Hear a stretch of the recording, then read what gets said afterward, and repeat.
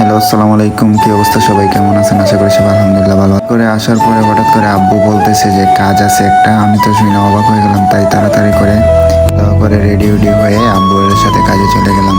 কাজে যাইতে যাইতে আব্বু বলতেছিল যে দেখো বাবা, কোনো কাজই ছুটো না, যেই কাজে যাইবা ছোটো বড় যেই আছে সবাইকে সম্মান করবা।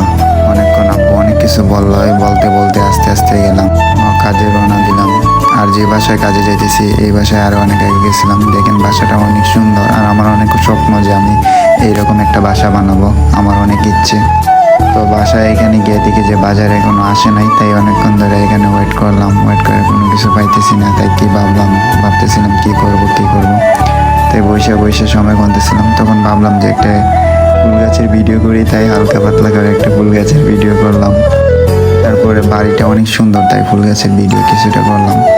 ফুল গাছের ভিডিও করতে করতে পরে হঠাৎ করে ডাক পড়লো যে না, তোমাদের বাজার চলে আসে। তো তাড়াতাড়ি করে গেলাম, সব বাজার সব কিছু বাড়ি করলাম।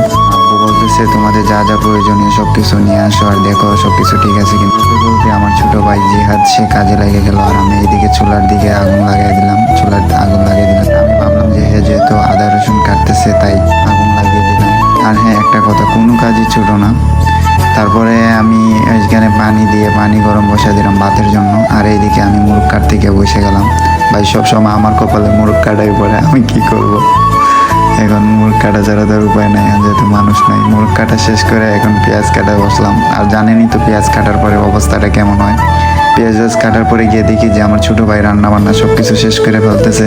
আমারে ধুয়েই এই যে ভাত নামায় ফেলছে। তো ভাত নামানোর পরে এখন সে ভাত লাড়তেছে। আলু কাটতে হবে, আমার আলু কাটার মেশিনটা আমরা রাইকা বলেও পালা গেছিলাম, তাই আলু কাটতেছি। তার মধ্যে দেখি হঠাৎ করে আকাশের অবস্থা অনেক খারাপ হয়ে গেছে, বৃষ্টি হইব। এই দেখে আরো অনেক ভয় পেয়ে গেলাম যে এই কাজ করবো কিভাবে।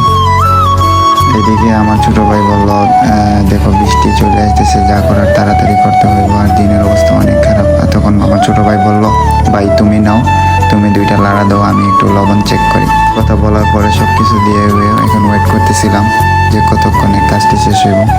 আর দিনের অবস্থা অনেক খারাপ করে ফেলছে। তো কাজ শেষে ভাবলাম একটু সামনে দিয়ে হাইটে আসি, ঘুরে আসি। আর আসমানের অবস্থা অনেক খারাপ। সব কিছু গুছিয়ে দিয়ে এখন আমরা বাসার দিকে, মাজনকে বুঝিয়ে দিয়ে বাসার দিকে চলে যেতেছে। সবাই আমাদের জন্য দোয়া করবেন, আর সবাই ভালো থাকবেন। আল্লাহ হাফিজ। আর আমাদের জন্য দোয়া করবেন।